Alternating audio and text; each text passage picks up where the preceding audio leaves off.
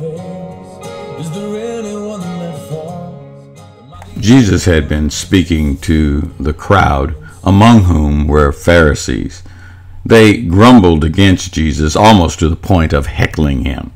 See, the Pharisees loved money. They were shrewd with it in evil ways, even cheating widows. Jesus exposed the root of their dissatisfaction. The Pharisees sought approval from the wrong people on the wrong basis. In verse 15, he says to them, "You are the ones who justify yourselves in the eyes of men, but God knows your heart." He goes on and says, "What is highly valued among men is detestable in God's sight." Like we sometimes do, the Pharisees associated wealth with blessings from God and associated status and position or title with their relationship with God. These religious leaders looked at their worldly wealth and their status as evidence of their good standing with God and that they were better off than other men. Conversely, they associated the lack of success with the lack of blessings from God. This was their way of explaining why people were in different plights. In the lesson, Jesus talks of the parable of the rich man and Lazarus. In this story, he challenges the conventional thought of the Pharisees about heaven and who is worthy. Like the Pharisees, the rich man lived well, enjoying the benefits of his wealth as he was robed splendidly. He ignored Lazarus and his needs, just as the Pharisees ignored the poor and neglected them. Lazarus, on the other hand, was the opposite. He was a poor man, a beggar. He was placed by the gate of the rich man's house. His food was whatever was left after the rich man had eaten and what he could get from the garbage, fighting the dogs for food. He had sores that were licked by the dogs, and he was the kind of person that the Pharisees would brand as a sinner worthy of going to hell. Now we need to pause here, because we ignore the poor today.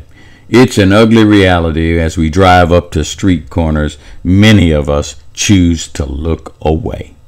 Like the Pharisees, we sometimes justify our lack of generosity by attributing their destitute state, their homelessness, and their poverty to their individual failings and to their sinful habits. As modern Christians, it is not our job to judge why a person is in need, only that it is our job to care for those in need. Now, inconsistent with the Pharisees' concept that wealth means worthy of God's blessings, the rich man dies and goes to hell. Based upon appearances, the Pharisees would have justified the rich man in heaven and would have condemned Lazarus to hell. But money did not get the rich man into heaven, and the lack of money did not keep Lazarus from going to heaven. Money and status are not keys to our eternal life. It is our heart. Lazarus also dies, and his soul is escorted to the bosom of Abraham. Now remember, Jesus is talking to Old Testament Jews, so he's relating this to something that they could understand. Lazarus, who had suffered in life, was now in bliss, while the rich man saw Lazarus in the bounty and the blessings. The rich man had two requests. His first request came from his suffering. The flames were causing him great discomfort, and he pleaded for mercy, asking that Lazarus be allowed to provide him with a small quantity of water to cool his tongue. His petition was denied, first because the rich man's fate was justified. The rich man's second request was that Lazarus go to his 5 brothers to warn them not to come to the place where he was. Abraham responded negatively to this second request, saying Moses and the prophets had done their job, no one else needed to come.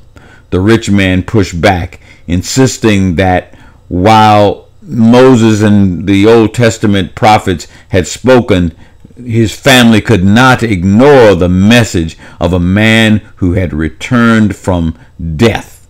But Abraham said, if your brothers refuse to listen to Moses and the prophets, then they are not going to be convinced by the appearance of Lazarus from the grave. As modern Christians, we can sometimes fall prey to the trap of reacting to people based upon the superficial.